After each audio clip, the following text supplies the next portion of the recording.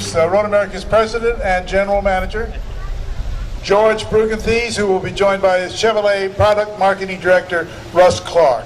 Good morning, Corvette racing fans and Road America fans. What a great day we've got here. Thank you, Ed. We're here to celebrate and renew a very long-standing relationship between Road America and Corvette, two icons of American motorsports.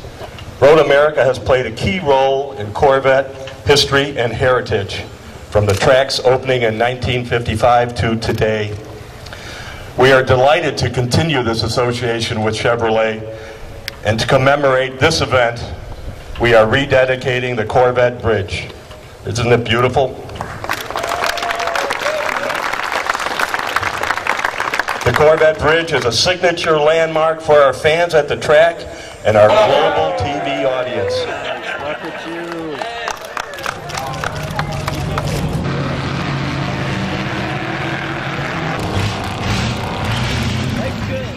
We were at a hill climb that I was lucky enough to win, and Dick Doan was there in a Corvette, and he couldn't understand how this six-cylinder SL could beat him. And I said, well, if you tighten one more nut, you probably can do it. He said, which one did I miss? He was sitting in his car.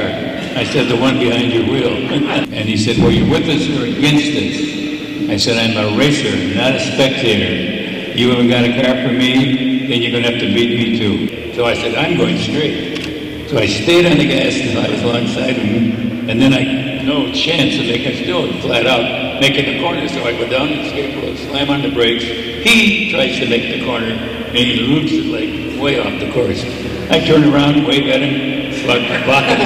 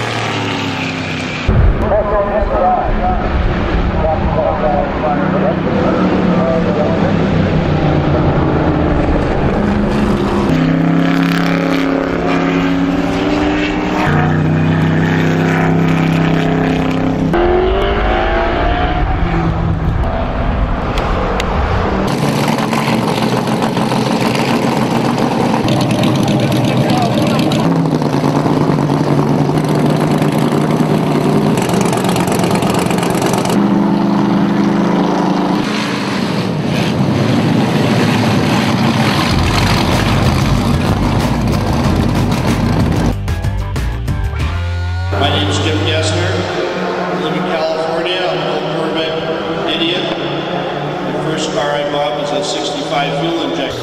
And then the next year I want to drive the number 3 car, which is a 57 production car that my buddy Jim Jeffers had just walked in. And he drove that car. And then the next year I wanted to drive the 58 Opel Peak Leader, but we haven't found that car yet. I'm Lance Miller. We do Corvettes in Carlisle, Pennsylvania. Enjoy what I do. My dad gave me one of those back in the late 70s, and he gave each of my sisters. I have 2 sisters. I get my car, I smash it with a hammer, throw all over it. Well, you know, 2 years later, my dad comes in and he says, "This is your car." And he shows it to me. He says, "This is your sister's car." Perfect. And he says, "Yours is worth nothing. This one's worth $300 now." And I just sat there and thought, wow. I'm Mike Hager, Chief Cheerleader at American Motor Works. We're a mail-order distributor of Corvette parts and accessories. I'm also somewhat of a serious race car collector. As I got into collecting race cars, we had about 50 Corvettes in our collection. We sold about 20 of them to get involved in race cars. But when you have a race car, whether it's restored or like the number 8 Captain Corvette that's here, it's the way it came off the track in 1978. Just to feel the history of the car, an original race car has a smell to it. My name is Kevin McKay. I have a company called Corvette Repair in Valley Stream, Long Island, New York. And we're here today, actually on a Thursday, setup day, to look at these spectacular pieces of walking history. The 1962 Corvette that actually raced at the 24 Hours of Le Mans. back in 1962. This is the last straight axle ever went to Le Mans, and the only 62 that ever raced at Le Mans. Here is another 62 Corvette. This car is kind of close to my heart here. This car actually was ordered in Long Island. A guy named Frank Damiani was national B production champion in 1964, beating Don Yanko in the points. What we have here is a 1963 factory Z06. Big brake, big tank, highly desirable, which maybe makes it more desirable that a car actually went to Sebring. It came out of Yanko Chevrolet, sponsored by Gulf Oil. Here's a 1966 Corvette big tank, very, very special car. One of only 2 cars that raced at the 24 Hours of Daytona back in 1966. George Canillas was actually the guy that ordered the car. It's just a great, great car. What we have here is a 1966 Corvette big tank car. Pretty neat car. I've been very fortunate and blessed to own this car for over 10 years. This car was the class winner at the 66 Daytona 24-hour race, and also the class winner at the 1966 Sebring 12-hour race. Here is a 1968 Corvette factory LED car. Very, very special car, ordered out of Yanko Chevrolet. This car, believe it or not, held the GT record back in 1968 on the cover of Corvette News publication, owned by a very dear friend of mine named Erwin Croys out of Amber, PA, and just a spectacular car. 1968 Corvette, car raced at Daytona, went to 12-hour Sebring in 1973. Wilbur Pickett, Bill Bean, Tony Lorenzo raced this car over the years at Daytona. Another great car, 1968 Corvette Rebel Le Mans car. There were actually 2 Rebel cars. One was the Daytona Sebring class winner back in 1972. And what they did was, since the car wouldn't pass inspection for Le Mans in 1972, they found the car in a junkyard, built this particular car, put an LED transplant motor in it, and went racing.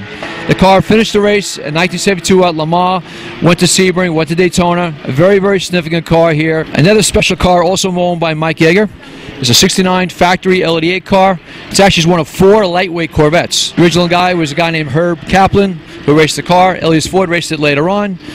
This car here was really neat because back in 1969, early on, you could only get the cars with closed chamber heads. And then by December and January, 4 special cars were ordered with the open chamber heads. This is one of the cars that had the open chamber heads because they weren't available to the public until June of 1969. So this is more of like a test vehicle for the new design aluminum 427 head. Hi, I'm Michael Kehoe. I'm the current owner of this car. The car was originally built back in '72 by Jerry Thompson. The car was raced in '73 by Marshall Robbins and Jerry Thompson. They went on to finish 3rd in Trans Am points that year. Marshall Robbins drove it in the runoffs and won the race, but was disqualified for an illegal carb spacer. In '74, Marshall Robbins ran it again in the runoffs and won the A Production National Championship. The following year, he sold it to Jerry Hansen, who ran it in the June Sprints here at Elkhart Lake and won the June Sprints, and then won the Trans Am here at Road America and won the Trans Am at Brainerd that year. I'm Jan Hyde. A particular car which a fellow named Doug Bethke from Massachusetts raced in the early 80s is a very interesting car in the sense that he won 2 national championships at Road Atlanta, as you can see, in 1981 and 92 in the GT1 class. The late Leon Hurd found this car after it had been raced by some other folks and wrecked, and put it back into this configuration, and was very, very kind to donate it to the National Corvette Museum. I'm with Chuck Ungren, and he is a Corvette collector. Driven by John Fitch and Walt Haggison at the 56 Sebring race. Was the first Corvette to win its class in an international race, and it actually finished 9th overall at Sebring in 56. And John Fitch spearheaded the deal for Chevrolet. It was the first Corvette to have a 4-speed transmission, because it was actually a prototype.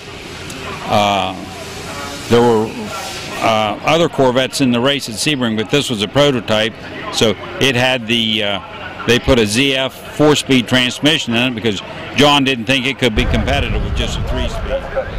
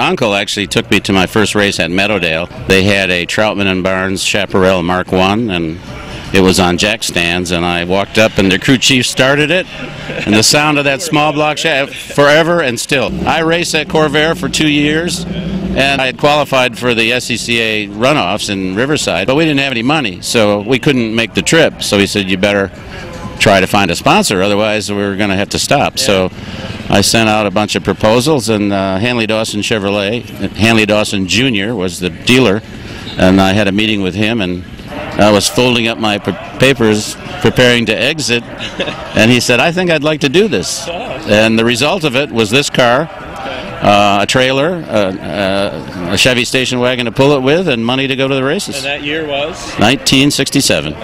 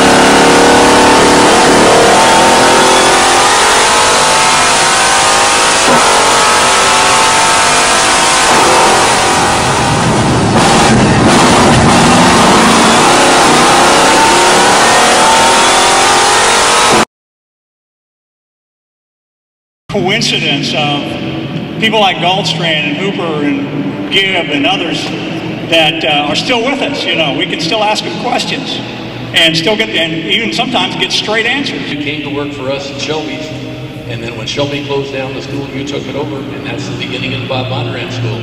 And believe me, you did 10 times a better job than we ever did at Shelby's. Oh, yeah. All I can tell you is I love doing what I do, and it's fun. In those years, it was fun racing Corvettes. We had about 35 Corvettes in the race every time we ran. There was fiberglass flying everywhere. My name is Dick Goldstrand, and I started racing in 1947. We picked those cars up from Chevrolet in late '65. We bought engines from Traco 427 and put them in those cars, and for the Penske program for Sebring. And Duntov felt it was kind of the last hurrah for that car. I'm Gib Hofstetter, and I worked for Chevrolet Engineering and also worked for Zora Duntov. So I just felt if the engineers could do anything to help them, we would try. And of course, Zora was very supportive. Working with Dick was really great, and especially this 24-hour that he talked about with Penske at Daytona. That was quite a breakthrough. Roger was using that event to get more sponsorship from Sun Oil. That was his start. My name is Doug Cooper. I started in 1958, and my instructors were Bob Bondurant and Jerry Austin. I raced that Penske Grand Sport. The first time I sat in was when we tested it at Sebring in '62. It was a coupe. In the days of the Grand Sport, the factory didn't do much at all. They put a lot of horsepower in a light car. They didn't really pay attention to the right brakes and a lot of stuff. But it's too bad that it didn't come to be, because it was built to, you know, run against the Ferraris and the Cobras, and it was a pretty good handling car when we got all through with it. Hello, I'm Alan Sabajian, and I've been doing this since the mid-'60s. So I saw an ad in Road and Track for a Grand Sport for $7,500. John Beacom had it for sale, and I mentioned it to my roommate, and he said, $7,500? Well, this is '64, you know, it was some serious money. But it was no big deal for him. I said, well, great, well, we'll just be partners on that then, right? And he said, yeah. So we went down to Houston and bought the car and entered it at Sebring 4 months later, and I managed to sell it in 1969 for $5,000, and the last time it changed hands, it was for $7 million. I was fortunate enough with the connections I had at GM that they gave me a 1989 Corvette convertible for bidding and brakes. So I had that car, and what I do before each Corvette Challenge race is we'd put on a new set of rotors, a new set of brakes, and I would actually go out on the highway and carefully bed those brakes in until they just turned white on the edge. If we had the chance on the street courses, I would put Cooper in that car at night with the four-way flashers on, and he'd be out practicing. That helped us win the race in Detroit. Well, I can remember the first time, actually went to the local Minneapolis, Doug Rippey, who probably some of you are aware of. He showed up at Sears Point for one of the escort races, and Parker Johnstone and I had lost our ride in one of the different cars, and so we were both going around the paddock looking for anything we could drive. And we approached Doug, and I think he'd been through the school the week before, and so he knew how well Parker and I drove, and he said, okay, you can drive our car, we'll both step out of it, and Parker and I won the race. So that was a good way to start my first Corvette drive.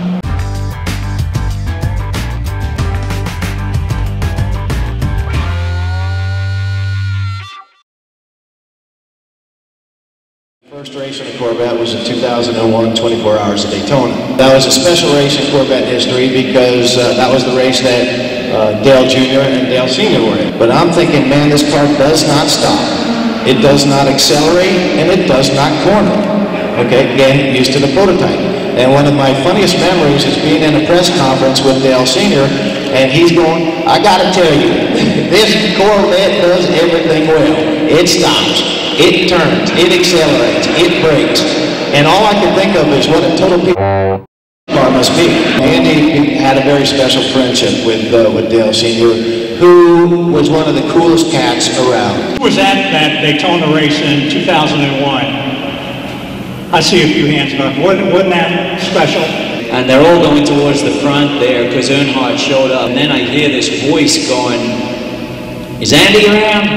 Where's Andy Pilgrim?" He just won Talladega. Everybody wanted to talk to him. So a couple of weeks before that, I'd done this Petit Le Mans pass to win Petit Le Mans for the Corvette to win the first kind of big race that we'd won in 2000.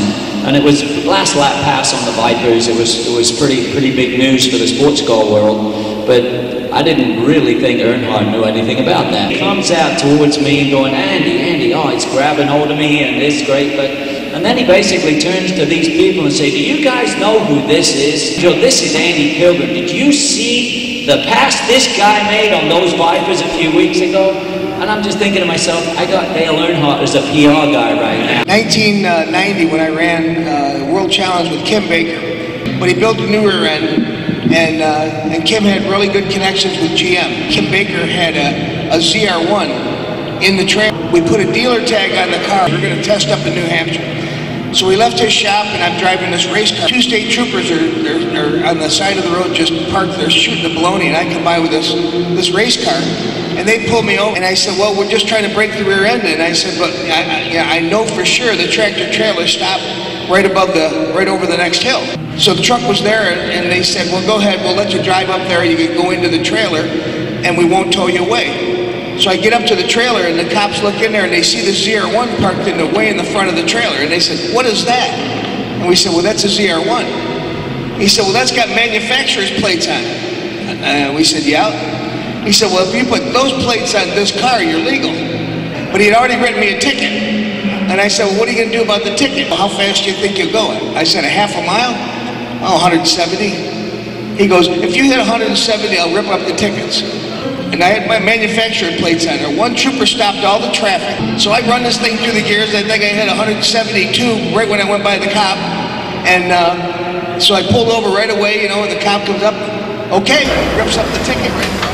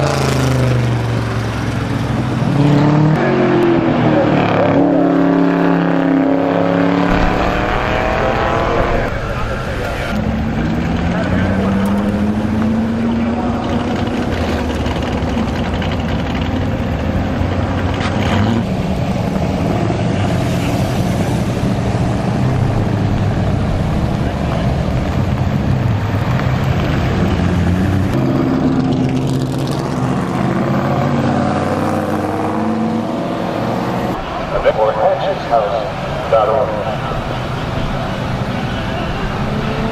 Earls invite you to come out and check their amazing review.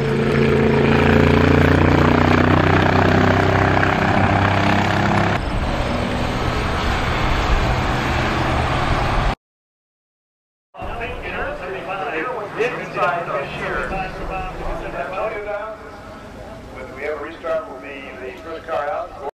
Called up Dale Jr. because Dale Jr. Anybody see the crash at Sears Point? Yeah, that holds a record at ESPN as the most frequently replayed sports highlight in the history of the network. Much to our chagrin. I'm going to turn it over to Danny. We're going to get this auction underway. That's $50. Where to go? So long. 50. Where to go? 50. Where to go? 50. 50. Where to go? 50. 50. 25 and go. That's 2,500. Sold it. $1,000 right here. $750. That's $1,200 debate over here now. 13. 13. 13. 13. 13. Where to go? 1,300. That's $1,200 over here now. 13. But everybody 1,300. 1,200's over here, anybody, 13. Sold it right here, thank you, number 3. 3 and now 4, 4, 4, where to go, 4, 4, 4, 4, 4, 3's over here now, 400. $300 bid now, 4, 4, 4, where to go, 400. Where do you buy a wing today? Number 10.